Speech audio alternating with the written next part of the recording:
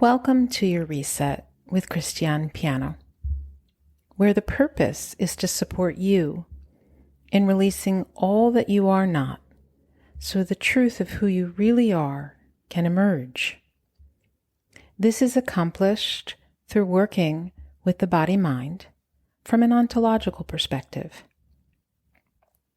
We use various modalities to support you in supporting yourself exactly where you are, so that you may return to an experience of wholeness and ease, moment by moment. Deep reflection is one of the greatest tools through which to do this.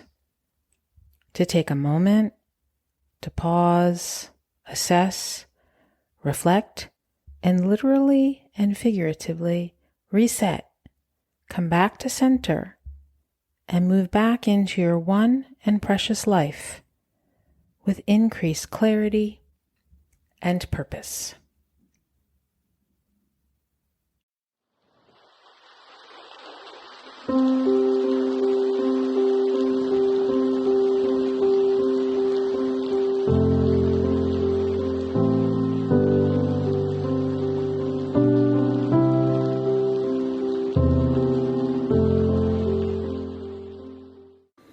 Hello, I am Christiane Piano, and welcome back to your Reset Reflections.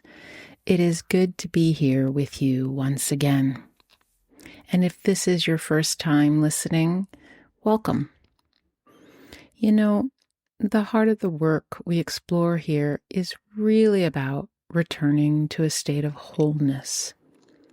This takes time and intention, beginning with cultivating presence and awareness, especially in the subtle shifts of our daily experiences. For many of us, the demands of just surviving keeps us disconnected from that quiet inner knowing, making it difficult to even notice the patterns that drain our energy. This entire process is about learning to distinguish, to clearly see the choices that diminish our vitality versus the choices that genuinely sustain us.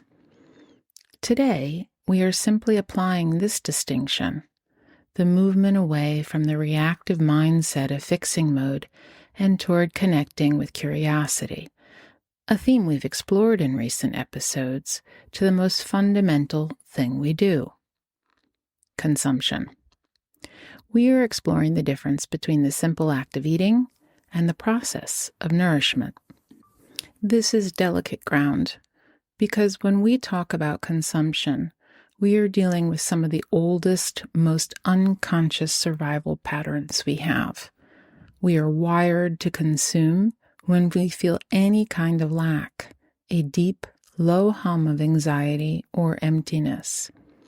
And this primal wiring is what leads to a very common, very human experience I call the silent hunger, the chronic sense of being full but still empty.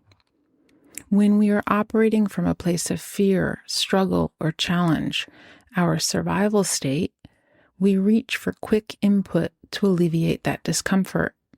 This is often the quickest path to trying to fix the internal feeling, whether that input is food, distraction, or frantic activity.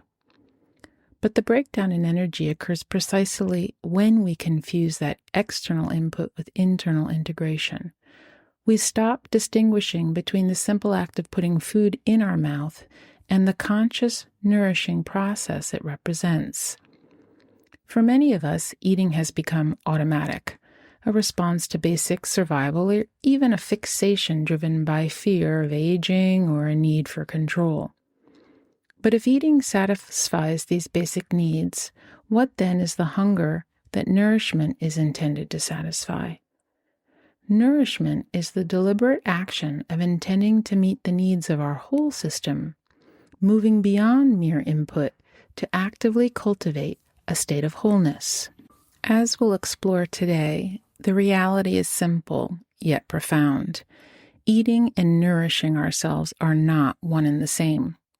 What we consume, whether it's food, content, or relationships, either leave us feeling drained and tired, the life sucker, or fully alive, the life giver. It is a felt experience. As we begin to observe our relationship with food and all forms of consumption, it's important to remember that this is often the most challenging relationship to examine, as it is tied into deeply ingrained, often unconscious survival patterns. So please approach this with great compassion for yourself. I invite you to gently consider this question as we begin. In this moment, how do you feel in your body and yourself? Do you feel sustained and settled, or fragmented and still searching? Perhaps pause and write this down, or simply take a mental note. A fragmentation of energy or a constant state of searching is often the signal that there are deeper undigested patterns at play. This stuckness is what I call the knot, K-N-O-T as well as N-O-T, the energetic blockage lodged in both the body and mind. In the mind, it shows up as the insistence that something is that should not be, or something is not that should be, a resistance to reality. In the body, it is experienced as tightness or stuckness. It is important to recognize that whether you are experiencing it more strongly in your body or your mind, it is the same essential stuckness or knot, present in both simultaneously. This internal search may appear in your world as a constant focus on finding the perfect diet, the ideal weight, the next relationship, the right expert, or a definitive workout plan that promises to finally make you whole. Can you sense the presence of your knot right now, and how it may be driving your continuous search for an external solution in your life? This is the core inquiry that shapes our work. So let's now explore how this manifests specifically in the context of consumption. If these foundational themes resonate, I invite you to go back and listen, or perhaps re-listen to the episode number 89, From Fixing to Feeling, or last week's episode number 90, The Life Sucker versus the Life Giver, as they will support you in connecting into what we are speaking to today. In those previous episodes, we spent time exploring how these underlying patterns of disconnection show up on the mental, emotional, and physiological planes. Having explored the philosophical context of the knot and how it drives us towards external solutions, the question remains, how do we actually interrupt this pattern of searching? To support ourselves in returning to a state of wholeness, it serves us to ground our attention in the most fundamental part of our experience, the body. This is done not just by being present, but by bringing conscious awareness to the experience of what is unfolding in the body. When we anchor ourselves in this way, we can begin to distinguish between mere consumption and genuine nourishment. The common idea of nourishment stops at the plate, the calories, the quantity, the vitamins, the minerals. But here's the principle I invite us to anchor into our body-mind. Nourishment is not the substance. It is the process of assimilation. Let's say that again and allow it to really land. Nourishment is not the substance. It is the process of assimilation. Think of it like learning a new skill, like playing the piano. You don't get the joy of music just because you have a magnificent grand piano in the room. You get the joy and strength in your hands from the process your brain and body go through, the effort of reading the music, the challenge of training your fingers, and the repetition of practice. Likewise, it's not just the nutrients in the food that nourish, but the entire process the body undergoes to extract and assimilate those nutrients. Digestion is nutrition. It's the churning, the enzymatic challenge, the hormonal activity. We have seen what happens when we try to bypass this process. It's interesting to realize that even as far back as the Apollo moon mission days, scientists essentially tried to bypass this assimilation process. They were searching for the simplest, most ideal diet for astronauts in space. Test subjects were fed all the known daily required nutrients in pure chemical form, mixed with water. They received no food, no whole food. What happened? The subjects suffered from immune dysfunctions, digestive disorders, and bone loss. They were only partially nourished because they had no food to exercise the full range of muscular and enzymatic components of digestion. They were given the substance, but robbed of the process. We see this same pattern in life. We can consume books, podcasts, and therapy sessions, all the substance of growth. But if we don't engage the process of honest self-reflection and embodied integration, we are left only partially nourished. Ultimately, the integrity of our inner world acts as the filter for all external input, dictating what we can receive. It is our internal state that determines what we can actually receive and integrate. As the writer Anais Nin said, "We don't see things as they are. We see them as we are." The condition of our inner world is the filter through which all external input is received and processed. This brings us to the body-mind bridge and the essential role of emotions. When we are struggling with any breakdown, whether it's digestive issues, chronic stress, or even looping thoughts, I suggest we consider that it always has to do with undigested emotions. To work toward wholeness, we must cultivate the conscious ability to process those feelings. Now, I know emotions have gotten a difficult reputation. We often find ourselves overwhelmed and carried away by them, rather than using their vital energy as a route to stay connected in the body-mind. Emotions are a huge driver of our survival patterns, but they are also our most reliable source of information, provided we know how to listen. To understand this, we must honor the work of a pioneer, the late scientist Candace Pert, who actually coined the term body-mind. She was ahead of her time, bravely illuminating this profound interconnectedness of our being. By engaging with this work, you are embodying that same pioneering spirit, shining a light on new possibilities for those seeking deeper connection. Candace Pert's groundbreaking discovery was the molecules of emotion, neuropeptides. She found that these are not confined to the brain. They are densely lined throughout our large and small intestines. That intuitive feeling in your stomach, your gut feeling, is literally information being exchanged throughout your system, laden with emotional content. This is why eating is such a highly emotional event. Our survival processes are emotionally directed. Our peptides, our inner signals, mediate our safety and hunger. But when we are disconnected from or in denial about our feelings, we can't sense this reliable information. We use food or distraction or endless work to bury unpleasant feelings.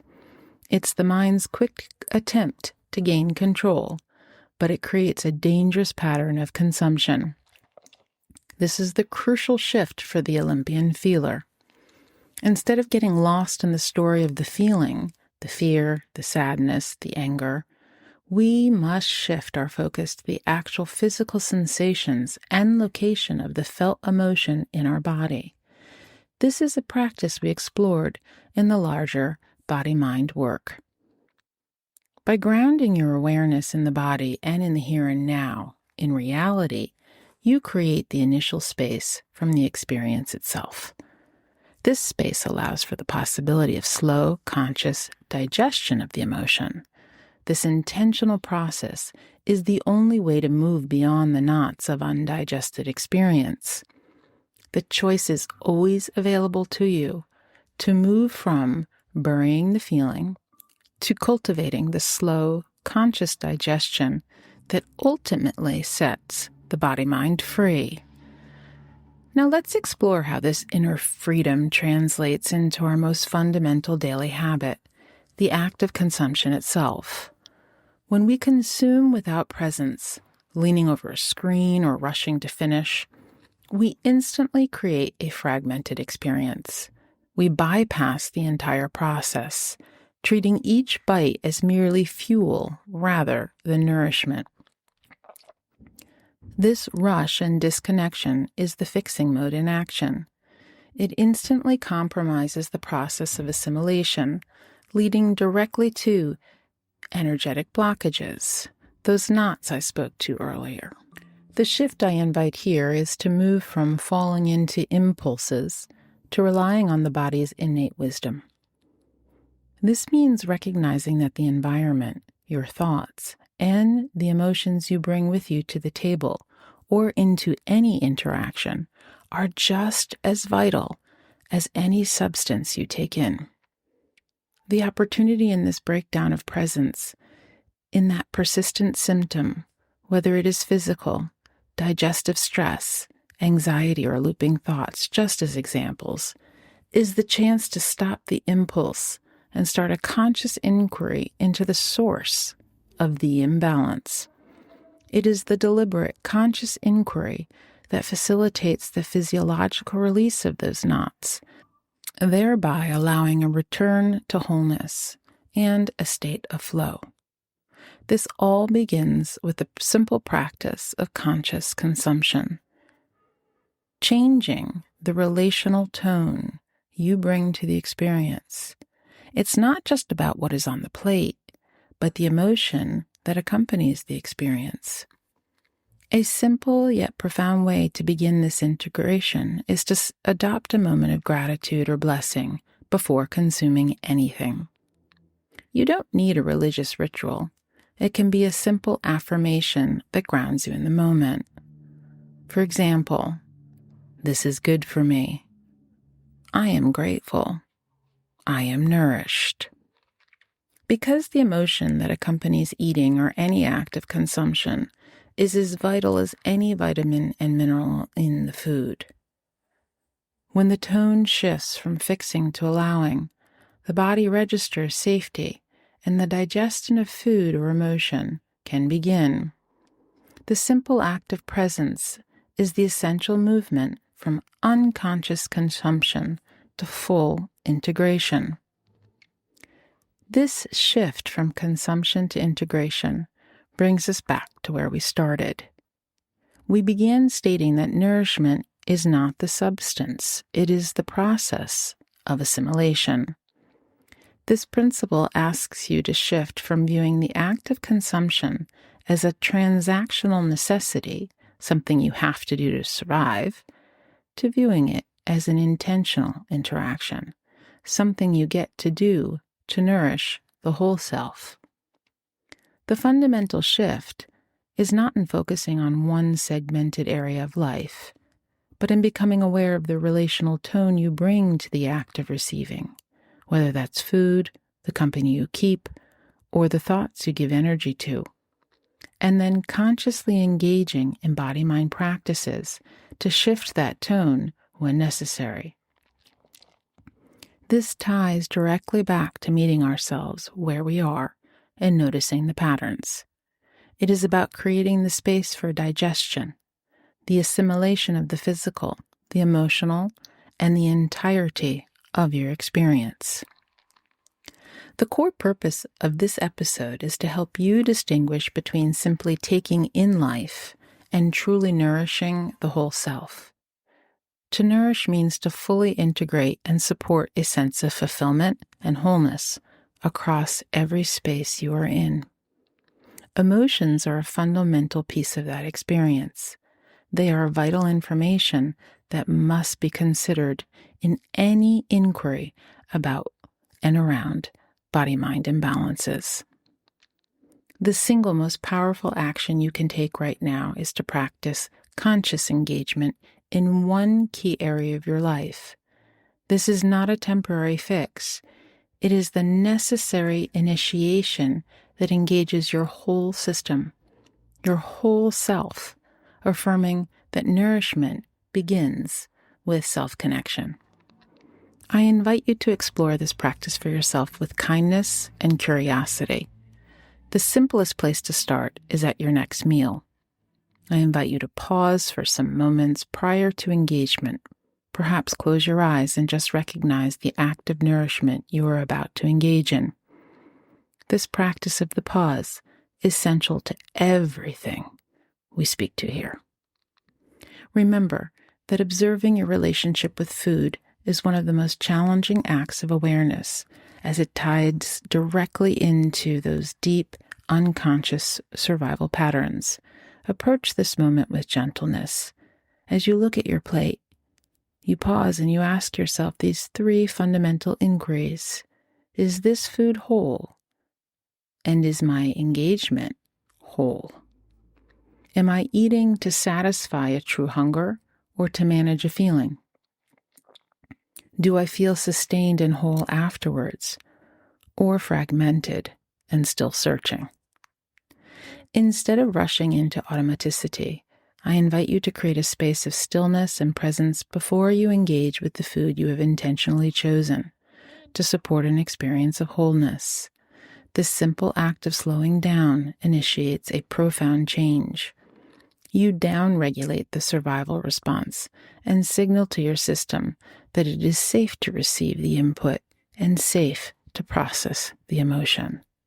This intentional safety signal is the mechanism that facilitates the release of the knots and creates the opening for assimilation and wholeness.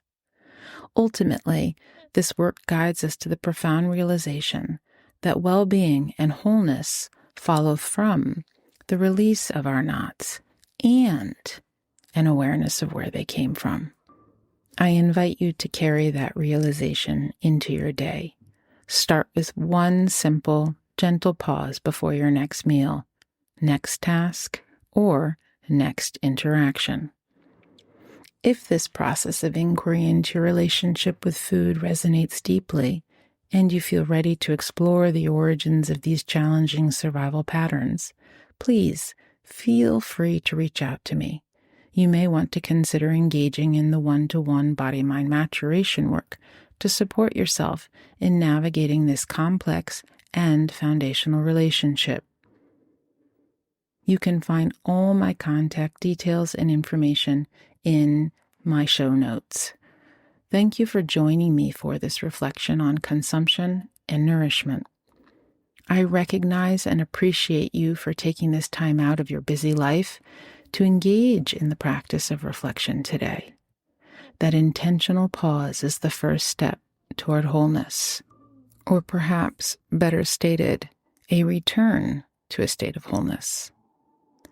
I also invite you to reach out and share what resonated with you from today's conversation, and to share this episode with anyone you know who may benefit from distinguishing between eating and nourishing their whole self. If you found value in this conversation, I also invite you to like or follow your Reset Reflections on your favorite podcast platform. I look forward to connecting with you again next week on your Reset Reflections.